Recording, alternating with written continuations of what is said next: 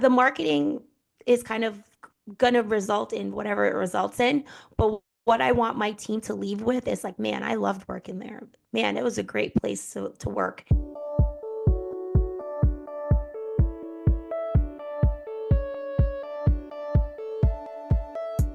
So you want to make an impact. You're thinking about starting a business, sharing your voice. How do women do it that handle motherhood, family, and still chase after those dreams? Well, listen each week as we dive into the stories of women who know. This is Call Me CEO. Welcome back, everyone, to Call Me CEO. This is your host, Camille Walker, and I'm so thrilled you are here. Here, we celebrate mothers building businesses, and there are so many different kinds and types and ways of doing things. And from the very beginning, when I started my blog, we called it My Mommy Style because everyone has a style of being a mom. People thought it was a fashion blog. It's not. And I feel like that's kind of what I want to focus on today, too, is how are you building a business according to your style? What is the thing that you are doing to build an infrastructure to make your business work for you, your motherhood, and your way of doing things? And so I'm so thrilled because we have Nicole Powell on the show today. And she is a speaker, an entrepreneur, a neuromarketer, and she has been featured in a lot of places: Disney, ESPN, Fox Networks. She's been busy, you guys. She's also a mother of two, and she runs a marketing business called Halcon Marketing Solutions and also has fractional CMOs. So we are going to dive into this because she has a really cool story to share, as well as how she built a sustainable business her way. And I hope that you find something within our conversation that helps you to do it your way. So, Nicole, thank you so much for being on the show. Oh my God, what a fantastic, I'm like embarrassed. Like, what a fantastic intro. Thank you so much. Well, Yeah. that's you, my friend, I know, but girl. I still get that. Like, oh yeah, who is that? Oh, that's cool. That's So cool. thank you so much. I'm so excited to be here. This is a topic, and motherhood and entrepreneurship is something I'm so passionate about. So I'm really looking forward to this. Yeah, me too. Now tell our audience a little bit more about you, where Sure. you live, how you got into motherhood and business. It sounds like you kind of dove into it in a big way. So take us through your journey a little bit. How did it unfold? Sure. So I'm currently in St. Louis, but I actually am originally from New York City. So kind of started my career there. Worked for, the ESPNs, the Disneys, the Foxes of the world. Moved to Los Angeles. I've been all over. Now I'm in the middle of America, right? So worked in Los Angeles, again, working for other companies and building brands. And then when I moved to St. Louis, I worked for a marketing agency. It wasn't the best experience for me. And I kind of just quit marketing. I'll be honest. I was like, I'm done. I'm leaving. This is not for me. So I started from the literal bottom, like the bottom, like property management, property development. And, I had to eat my humble pie because I'd been working for so long. And all of a sudden, I'm like, I don't know what I'm doing. And everyone's teaching me. But it was actually the best experience of my life because it exposed me to a different environment, different world. Just, it was awesome. And I decided, hey, I miss marketing. Let me go dabble in some consulting. I feel like that's every person who starts their business. This is just going to be a side project, a Right. hobby, right? And then obviously it got a lot bigger. There were more requests for more things, and I decided, okay, maybe this is it. Had I ever thought I'd be a business owner, that would be a no. I never thought this, but it kind of blossomed into me starting my own business in 2018, and then Halcon Marketing, which you mentioned earlier, and uh, and then I had my first baby in 2019. So it was very Mm. eventful 2018, 2019. And then I had my second child in 2021, and all Wow. while growing my third baby. I actually posted about it today about I made this, and I also made this. I have three children. Isn't that cool that as mothers, we get to be, and business owners, you really are a creator of something new and watching it grow and develop. And it really is. It's like having another baby. Yeah, it is. It is, and it comes with the good and the bad, does it not? But you still Totally. love it anyway. Yes. Yeah. Tell me, I want to hear a little bit more about. I love that it started organically for you, where you stripped yourself of that expectation of like, oh, I'm in this marketing corporate world. I'm climbing this ladder, obviously like a huge successful career, taking a beat and then coming back to it in an organic, like, oh, wait, maybe I did like that. Like, tell me how that happened for you, because I feel like a lot of times we can sometimes lose sight of the joy of the reason why we were attracted to something in the first place. And that's when we circle back to it. We're like, wait, I'm actually kind of good at this and I actually kind of like it. So tell me, take me through that.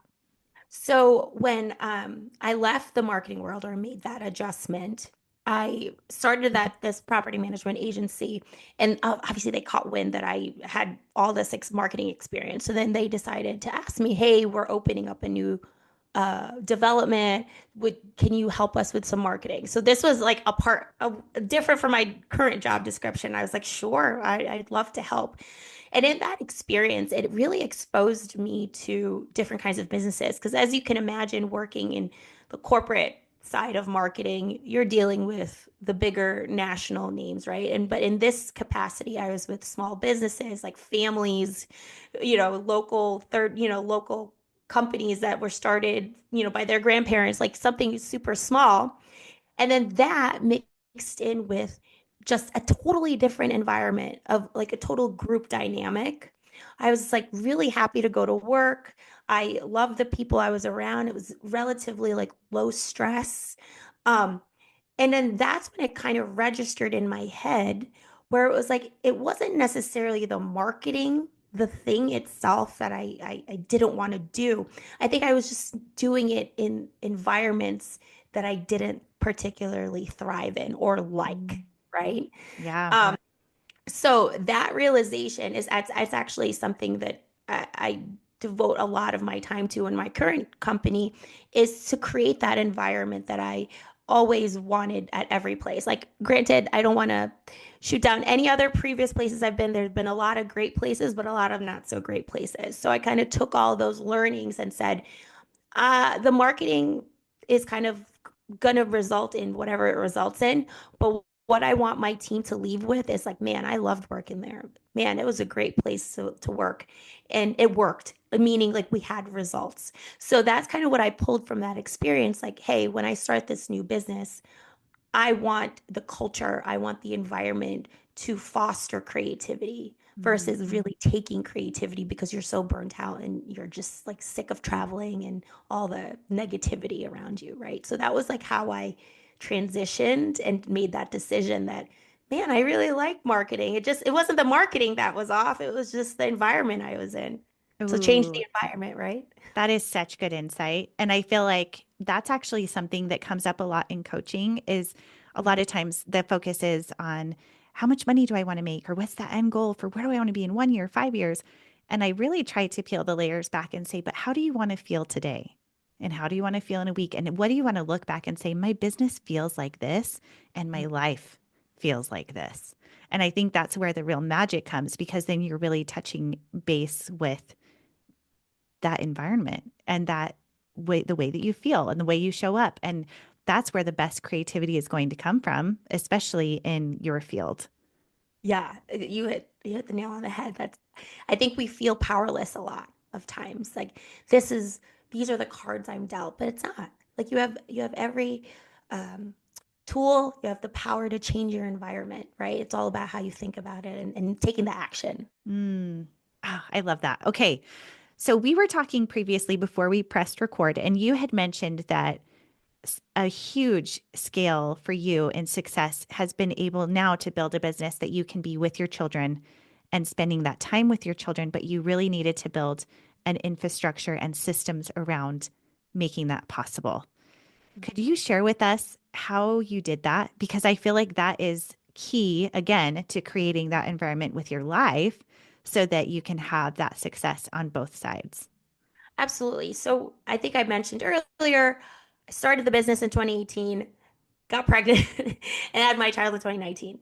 So there was no real transition period between Nicole, the go-getter, who wants to have this great business, to there's this huge life change. Now what do I do? So I'll be honest, everyone, I was not prepared. And sometimes I still feel like I'm still kind of figuring Can it you out. ever really be? Yeah, I mean, motherhood kind of yeah, takes you where it I'm way takes you. better now than I was. Yeah. So it was so difficult to calm those inner kind of voices that said, you should be making more. You should be doing Mm. this. You started your business. Like, what are you doing? Why? What's going on? I really had to shift my mindset and really understand my priorities. Like, yes, I'm fully devoted to my business, but I also want to take care of my kids, part of the quote unquote traditional work week, right? So I started out part time, like when after the maternity leave stuff, I was only working 3 days a week and then spending 2 days with my sons. And a huge part of that, honestly, obviously initially I had to generate some revenue to help me out, but was getting that support system to help me build that infrastructure. So one thing that I really now in hindsight benefited from was that time that I couldn't take on 50,000 clients because I had the bandwidth and the focus to say, okay, I theoretically can't add more to my plate right now because my goal is to be also with my kids. So what do I need to do to set myself up to scale? So, creating the processes that I need, right? Making sure that my tools, the software that I use, fit how I think, which is huge. And Mm. we're very lucky these days that we have all of these opportunities. But also, I had to know what and fully accept what I don't know, right? So I was spending all this time doing my bookkeeping, doing this, and I wasn't necessarily spending my time where it needed to be in order for me to build the infrastructure and also keep getting clients. So I decided, hey, there's always that initial fear where like, well, what if I don't make the money to be able to pay for this person? But you really have to think about, well, am I doing the things in my work day that allow me to make the money? So, like, how do you make that choice, right? So I hired first a bookkeeper, like an accounting person. And then the next person I honestly hired was a virtual assistant who helped me with, I'm a very creative mind Hmm. and the operations, the SOP. Oh my gosh. I was like, Spreadsheets. no, Yeah. heck no. Even like the meeting stuff or court, I was like, no, please help me, help. Scheduling, email it. Yeah, Oh, it totally. was so hard. And so I hired a VA and that was actually a game changer for me. So she's no longer with me. She's gone and become a mother and changed her trajectory as well. So, but that initial time frame getting the support that I needed so I could remember that my goal is to make sure that this is a stable business, right? Where environment is key, where I have the support systems for my team in order to help them be creative versus like bogging them down with admin work, but also making sure that I have the time to be with my kids.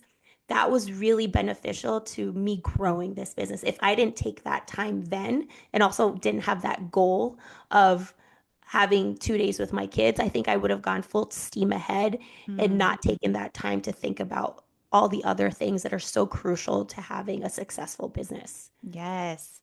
I love that you put in the scale of success being that boundary of I want these 2 days to be Mhm. sacred and blocked off, that it's just me and my kids. And then I can use this other time to use my time to the best of my ability. And that's something that I talk with people about all the time is that entrepreneurs, we tend to be more the big thinking, the creative. We also are distracted. We have squirrel moments where we're like, oh, look at that shiny thing or this or that or whatever. You need someone, a virtual assistant on your team who helps you stay in line, who helps you where you can bounce your creative ideas off of. And even if they're just like, oh, yeah, that sounds cool. Like it's so nice to have someone like that that's like on your Yeah. team, but also sees the structure of it of like, okay, but that means we need to set up this calendaring system. That means that we need to respond to these emails this way. This means that we need to whatever those things are. And so I love that you set that up and knowing I need to create space and support for this, which is what I help people do so that you can have the bandwidth to do the money making activities because that's not something everyone can do. So really defining Yeah. and deciding what that is so helpful. So, Camille, to add to that, this is a funny story. So, I have my virtual assistant, Erin. Shout out to Erin. She's fantastic. Yes, Erin. Yeah, she, I call her my boss. I And love because that. I know, I know when I'm overwhelmed, right? Mm. Hmm. I know that. So there's certain months where I felt like I overwhelmed myself. So I actually will tell her if I do 3 events per week, I get too overwhelmed, blah, blah, blah, blah. But I'm also that person who's like, sure, I'll go. Sure, sure. So I literally have her vet everything for me. And then she pokes me and says, hey, remember when you told me that you shouldn't Mm. be doing this, that, and the other because you feel like you're irritable and then you get mad at your kids for no reason? True story. Um, yeah, this is that time. So no, you're not doing that. So there's that. It's so funny because we're the bosses of our business, but like we need somebody to hold us accountable. And I found Mhm. that my VA has always been the one to hold me accountable and say, like, hey, remember when you said this? Like, you're not listening to yourself. So I'm Mm. going to control what you need. So it's Well, been that's really so smart that you had the foresight to say that and say, "Hey, I need you to be this person."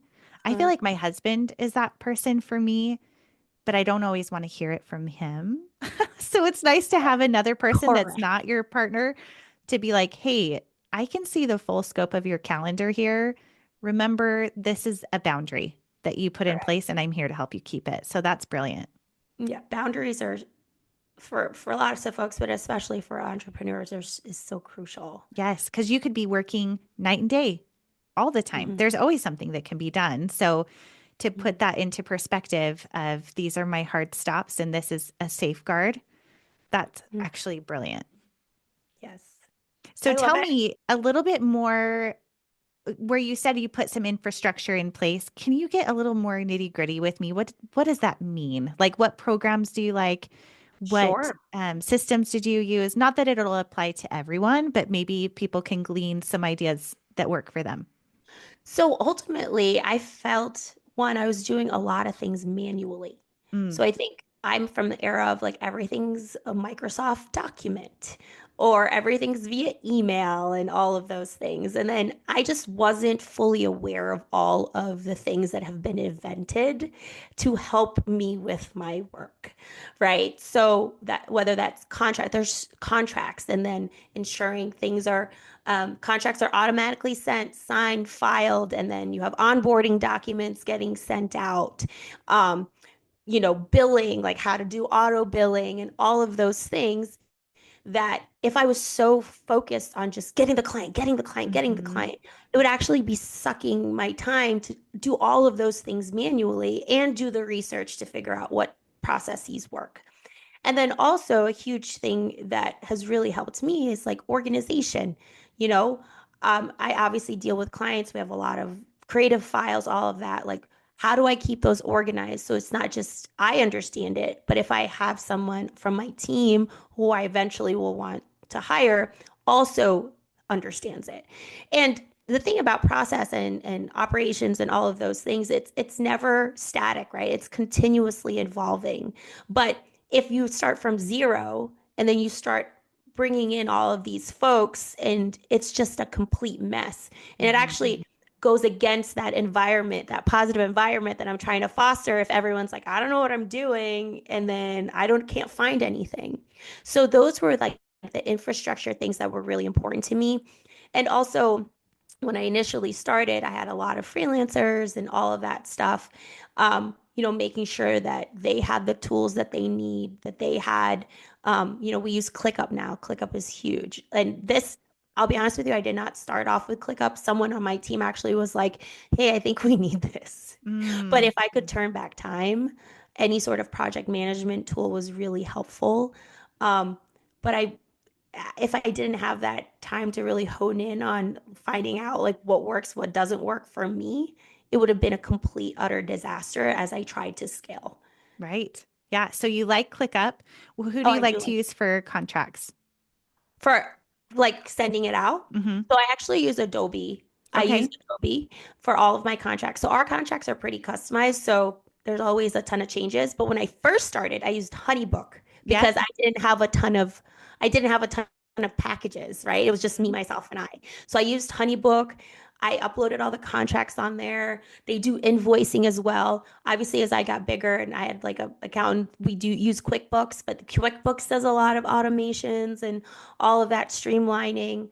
What else? I use Slack now. I don't know if everyone's familiar with Slack, just Mhm. to have those fun conversations, but also business conversations. Gmail, obviously, we all love Gmail.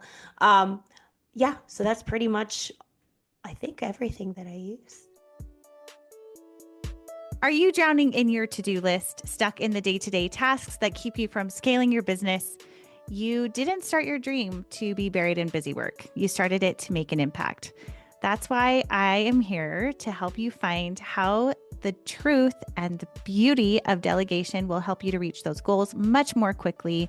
I am offering a free discovery call to help you identify exactly what you need to do and how to find the right virtual assistant, which are actually, I have many graduates from my course, 60 Days to VA, who are masters in many, many different skill sets so that you can find the right virtual assistant for you and you're able to be the CEO that you are meant to be. Imagine focusing on what you do best while a skilled VA handles the rest. It's time to ditch the overwhelm and step into your next level of success. And you can book your free call below at camillewalker.co. We can build your dream business together. Do you like what do you use for collecting payments? Do you use Stripe? Do you use what's your, So we go through QuickBooks. oh, through QuickBooks. Oh, Yeah, so that's we cool. do everything through QuickBooks. Oh, And I think a smart. huge part of it is because that stuff makes me nervous. So like my accountant I mean financial strategist who is the one I mentioned, she's still with me six, Cool. 7 years later. That's like her preference. I was like, okay, let's run with that. That makes sense. I mean, we use Yeah. QuickBooks for finalizing and doing all the contract payments toward the end of the year, but I don't use that for collecting payments. I use a Oh different yeah. thing. So that's really cool. I didn't know that Yeah. that had a system within it. I'll have to look into that. Yeah, it's great. They do all the things payment That's wise. really helpful. Okay, so we're talking a little bit about infrastructure for the business. Now, is there anything on the motherhood side that you figured out systems and ways of doing things that make your life a bit easier on that side? Yes. So obviously daycare is the clutch. Yes, having that help. Cool. Shout out to daycare. Um, but also again, setting those boundaries. So I struggled with this. I struggle with it now, but I have a planner and I end my day at that time. And I know if my kids are there, I cannot be trying to multitask while they're there. So setting that boundary for myself. Um, Also, having a steady stream of babysitters on call is also very, very valuable to me. But at that time, when I was working 3 days and then being with my kids for those 2 days, I really created kind of like a system with my internal team to know like you can only contact me on those 2 days if it's absolutely urgent. Mm, And you contact me via text. Like I'm not going to check if you text me, I know, oh my gosh, like this is the thing that I there's a need to fire. Yeah. respond to. Yeah, but it's also communicating that Mhm. because I also had to be self-aware about my personality and how I know I'm gonna if I get an email, I'm gonna drop it and say, okay, or drop what I'm doing and say, what's going on? What's going on? I know that about myself. So I had to communicate that to the folks that were on my team and working with me to say, okay, like these are the circumstances where you need to reach out to me, but please wait until Tuesday. So another thing is I updated my email signature to say like what my in-office days were Mm, to make sure clients understood that.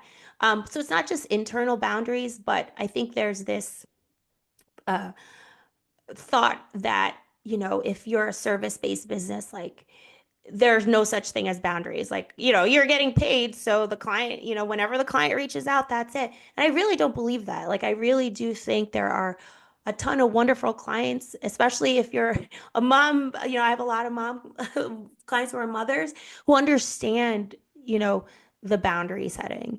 And if a kid is sick, please don't expect this person to be able to like do everything at the drop of a hat.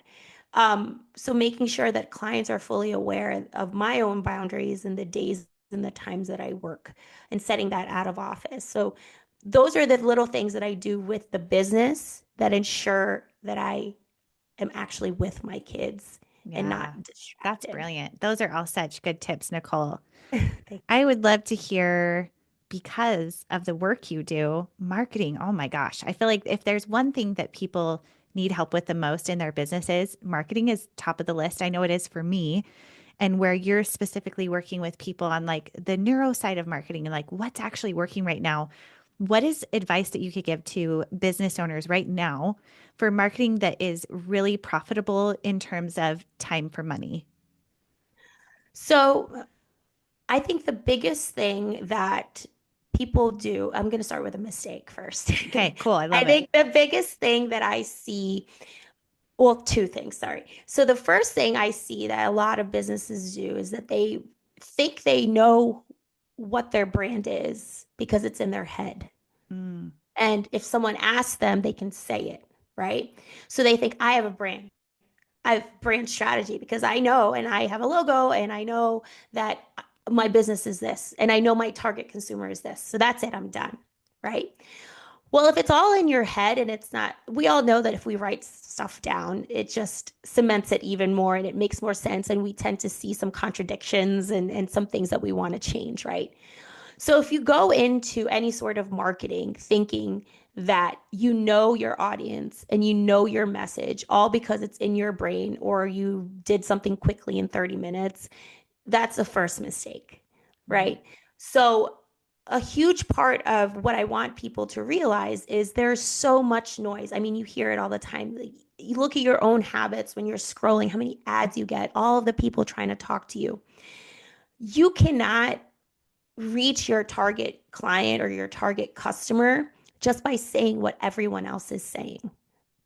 So, whatever you think is in your head is probably what everyone else is saying that's in your industry, right? So, you need to take a step back and really refine that brand strategy. Like, what beyond the superficial need of your target audience? What else is in their head? Like, what do they need? What are their fears? What are their challenges? You need to really dive deep and know your audience better than they know themselves for your marketing to work because there's so many other businesses like yourselves, so many platforms for people to market to. So if you're not connecting with them on a deeper level, and when I say superficial, I'll give you guys an example. If I am a painter, right? I'm a painter. So if I'm marketing to folks, to my ideal customer, I'm probably going to say, I paint houses. This is my price, uh, before and after shots, right? So what I'm saying there, that's the superficial level, right? mhm, So now you got to dig deeper. In order for your marketing to beat out other people, you need to understand, like, okay, well, that's great and all, but what else does my customer actually need, but might not say? They might say to their friend, they might say to their spouse.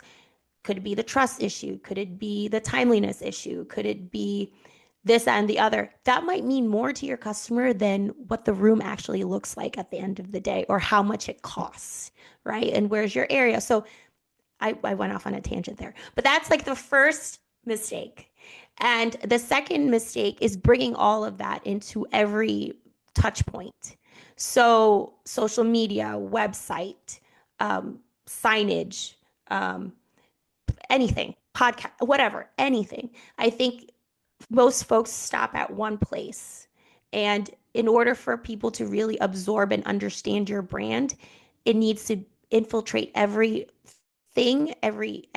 ounce of every touch point that is going to be directed or given to your target. It has to be all over the place in order for your brain to really remember it, one, and also make those associations between the traits you want in your business. That was a mm. long answer. No, Sorry. that's good insight because I think it's peeling back what we think we know and then also, but what does that mean on a deeper level? That takes a lot of, I think that takes someone really great like you to be like, oh, but what about this? And what about this? And what about this? It's a lot of like, why, why? Mm. questioning, which takes work. I know I've done that a few times and I'm still like, I could refine it more. You know what I mean? So I think Yeah. that's great. And then on the other side of it, to put it everywhere. I think one thing that is easy for me to get lost in is thinking I've said it enough and also assuming that people see everything that you do everywhere and they don't. And so it's just that consistency. And if you struggle with that consistency, to hire someone to help with that consistency, because I think that that energy expenditure or that decision fatigue is so real where we're like, oh, but I've already done this. Or I've already put it there. I've already said this many times. It doesn't matter. It's like getting someone else in there that helps it be automated so you don't have to think about every single time you're doing it. Would you agree with that? I absolutely agree. And then I think we just have to look at marketing our businesses like any relationship with a human, Hmm. right? So I'm not going to automatically trust a person I just met, right? We're going to have to hang out a little bit more. We're going to have to get to know each other a little bit more. It's not going to be instantaneous, right? Or if I hire someone to babysit my kids, I'm going to want to see references. I'm going to want to see credentials, Hmm. right? So it's the same thing with your business. If you're only saying why you're awesome one time, one place, and not saying the same thing over and over, you're not building that relationship and that trust. So I think a lot of folks like separate the two, like what we do in our personal lives and then what we should be doing in our business. But you have to look at every business relationship in the same way that you do your personal life. Like, what do you expect from people when you finally trust them? That's what you should be delivering to your audience as a business. Mm. What would be a an effective strategy? A lot of people listening have online businesses. I'm not going to assume everyone does. That's not true. But for an online business, there's a lot of places to be and to show up and to feel like you need to be all the places. What would your advice be to them where they're like, well, I want to do it, but I can't do everything? Sure. What would be good advice for them? Sure. So if you're an established business and you're already out there, so you have a website, you have all of those things. The first thing you need to do is find out where people actually are and what channels you're currently getting revenue from. So, for example, if I look at my website traffic and I see that I'm on Google and I'm also on a billboard and then I'm also on all of these other things or social media, Instagram, Facebook, but then I'm seeing that, hey, like people are actually going to me via this channel versus this channel, then you know, like, hey, I'm getting a pretty decent return and people are converting from this channel. Let me focus on that a little bit more. I think it's really understanding your data and your current metrics to see where your customers are coming from. Because ultimately, that's where they are, that's where they live. Um, for example, I am not on TikTok. I know TikTok's all the rage, but I am not because I feel like my target customer isn't there, right? And then secondly, so once that kind of happens, you need to, if you're doing your own marketing, like you also need to be mindful of your bandwidth. It is way better to do marketing very well than to be everywhere and it's, lackluster. It doesn't have a message, right? So if you're doing marketing yourself, if you are posting for your own socials and there's lots of noise of people telling you what to do, where to be, what to do. If you cannot do it well, you need to take that step back, look at what's actually creating money for you and creating revenue for you and be in those places. Because remember, we're focusing on the places that's driving revenue, right? So we should not be at places where it's just kind of noise for people. That's good advice. And I think it also is one of those things to make it a metric decision instead of an emotional one, which Mm-hmm. again, I think it's really nice to have someone like you to kind of take a step back, like that larger perspective, because as business owners, I think we can get very emotionally wrapped up in our own perspectives and maybe need that outside perspective of, hey, but look, this is where these clients came from, or look, this is where these sales of your product happened. Let's double down there and not worry about the other place that maybe everyone says you should do, but that's not actually what's turning the tide for you. So, yeah, that's awesome. Well, this has been fantastic, fantastic information. I have two questions that I ask all of my guests. And then on top of that, I'm going to ask where people should go to find you. So let's start with the first. I ask everyone that comes on my show, what are you reading, watching, or listening to? And you can answer one for each or just pick one, whichever of those. And then the next is a motherhood moment that you would want to share. Sure. So the first one is I am currently trying to watch season one of The Last of Us in anticipation for Mm. season two. My husband's already watched all of When season does one. it come out? Is it I think in it's the this summer? I thought it was end of April. No? Okay. Am I wrong? Okay. It's a Well, zombie show, you guys. oh my God, it's It's a zombie crazy. show. It's good, but it's crazy. I watched Yeah. that in Australia. I was flying from Australia to America, and my son was 16 at the time. He's like, Oh my Mom, God. let's watch this together. And I'm like, oh, and he's like, it'd be so fun. And it actually was such a fun memory to watch that with him. It gets kind of gory, but it's like, I love zombie shows. So yeah, Oh my yay. God, you're my spirit animal. I literally just watched and bawled my eyes out at another zombie movie like last weekend. Yes. Oh my My friend's gosh. like, "Why are you crying? It's a zombie movie." I'm like, "No, but it's actually a really good plot." Yeah, so I'm trying to catch up. And then a motherhood moment.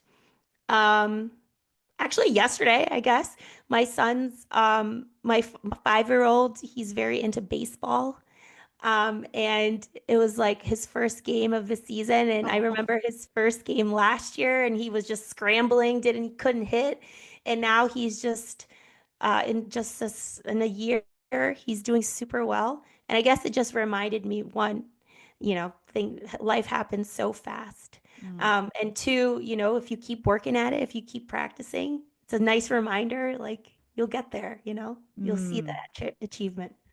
Oh, I love that. Oh, it goes so fast, you guys. And it is so sweet to see your kids to grow and develop and also to see them struggle and overcome and build resiliency. And sports is a very in your face way of seeing that literally from the sidelines. So yeah, I love that. And then for our audience that Oh, loves you already at this point, obviously, and wants to find you online or talk to you more about your services, where can they find you? sure. So they can find us at Halcon Marketing, Halcon marketing.com. And on Instagram, I'll just give everyone my Instagram at Nicole Powell Brand. Okay, perfect. Well, this has been wonderful to have you on the show. Thank you so much. Thank you, Camille. It's been so fun. All right. Well, everyone, thank you for tuning in. If you found this helpful, please subscribe, give us a rating, and tell other people about the show. Any review, any share is a huge help to giving women the inspiration and tools that they need to build successful lives, businesses, and fall in love with their style of doing their business their way. And if you need any help with coaching through that or finding an assistant, I'm here to help you as well. You can find me on Instagram at CamilleWalker.co and Call Me CEO podcast. Have a great day. See you next time. Hey, CEOs, thank you so much for spending your time with me. If you found this episode inspiring or helpful, please let me know in a comment and a 5-star review. You could have the chance of being a featured review on an upcoming episode. Continue the conversation on Instagram at Call Me CEO Podcast. And remember, you are the boss.